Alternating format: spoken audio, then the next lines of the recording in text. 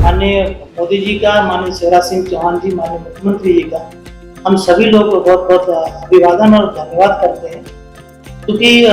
बुंदेलखंड के सागर में सबसे ज्यादा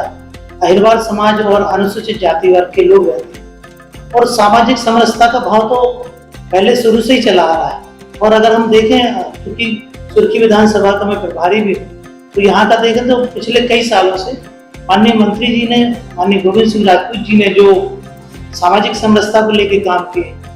उनके घर में भी आना जाना से लेके गुरु रविदास जी का कार्यक्रम, तो चूंकि वो हमारे कुलगुरु है गुरु रविदास जी, लेकिन माननीय मंत्री जी के यहाँ पे परिवार में भी कोई अगर कार्यक्रम होता है तो कभी ऐसा भाव नहीं लगा कि हम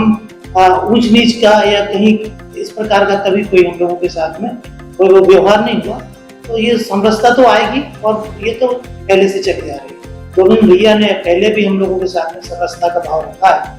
क्योंकि हमारे सुर्खी विधानसभा में करीब 20 से 25 ऐसे मंदिर बन रहे हैं और कुछ बन भी चुके हैं। उन मंदिरों को गुरु रविदास जी की मूर्ति देने का काम, जो जहाँ पे भी लोगों की मांग हुई कि माननीय मंत्री जी के द्वारा कि हमें मंदिर भी बनाना है, तो माननीय मंत्री जी ने भी ये कहा कि मंदिर अकेला ही नहीं, हम उसकी मूर्ति भी आपको देंगे और उसका जो भी अनुष्ठान होता है, उसमें जो खान पान की व्यवस्थाएं होती हैं, वो माननीय मंत्री जी द्वारा होती हैं। वो स्वयं जाते हैं और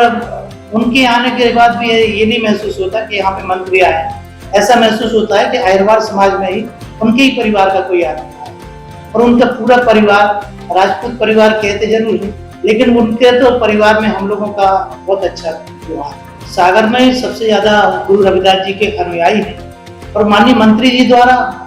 पूरे सुर्खी विधानसभा में, चूंकि अनुसूचित जाति में अहिरवार समाज ज्यादा है, यहाँ पे करीब 40 के लगभग 40,000 के लगभग, तो माननीय मंत्री जी ने पिछले कई सालों से हम देख रहे हैं कि अलग अलग ब्लॉक में आप देखेंगे कि सुर्खी विधानसभा के जो राहतगढ़ है, सीहोरा है, जयश्रीनगर है और बलेहरा है, यहाँ पे उन्होंने अलग अलग जगह पे ऐसे कार्यक्रम कराए और गुरु रविदास जी के कार्यक्रमों के लिए उन्होंने अलग अलग कार्यक्रम करा के लोगों को, क्योंकि क्या होता है कि जब बड़े कार्यक्रम होते तो कहीं के लोग छूट जाते, तो उन्होंने कहा कि आप अपने भी कुलगुरु जो गुरु रविदास जी उनका भी कार्यक्रम करिए, उसके बाद उनका सम्मान समारोह, जिस तरीके के संत महात्मा व सम्मान समारोह होता है, गुरु रविदास जी को मानने वाले जितने भी हमारे संत महात्मा, उनका भी वो शायद स्वीकार करते हैं, उनका साल श्रीफल से सम्मान करके वैसे भी पैर पड़ते हैं। मतलब मैंने देखा है अन्य कुछ लोगों को तो पैर पड़ने में उनको दिक्कत होती है, लेकिन माननीय मंत्री गोविंद सिंह राजपूत हों, चाहे हीरा सिंह जी हों, चाहे गुलाब सिंह जी हों, उन लोगों को ये भाव कभी नहीं आते कि ये बड़े हैं या हम छोटे हैं। सुर्खी में चले जाइए, जो सुर्खी जगह है वहाँ पे देखिए मंदिर बना है। आप जयश्रीनगर चले जाइए, मेन जयश्रीनगर में 2 मंदिर हैं, वहाँ पे भी बने हुए हैं। आप देखिए राहतगढ़ में जाके देखिए, राहतगढ़ में भी बना है। अभी मीरखेड़ी में उन्होंने माननीय मंत्री जी ने पैसा दिया और अब लगभग वो भी तैयार हो गया है। माननीय मंत्री जी जब सागर में रहते हैं कार्यालय में, तो जब कभी अगर फोन पे भी अगर कोई बात बोल दे तो उनके लिए भी उतनी बराबर का महत्व मिलता है जितना सामने बैठा हुआ है। और उन बस्तियों में जाके माननीय मंत्री जी जब रविदास जी के कार्यक्रम होते तो वो स्वयं साथ में बैठ के खाना खाते हैं और वही खाना खाते हैं जो अनुसूचित जाति और अहिरवार समाज का आदमी खा रहा, और कभी कभी तो ये होता है कि तो दूसरे की पूरी उठा के खा रहा। तो मतलब इस तरीके के भाव, मतलब ये एक परिवार के लोगों में हो सकते हैं, जिनके आप ये नहीं कह सकते कि खून का रिश्ता है, पर वो उन्होंने वो रिश्ता निभाया है। बच्चों की शादी के लिए वो अलग से अगर कोई कहते कि भैया हमारी थोड़ी परेशानी है, तो परेशानी भी उन्होंने, मतलब इस यहाँ पे आने के बाद में उनको ये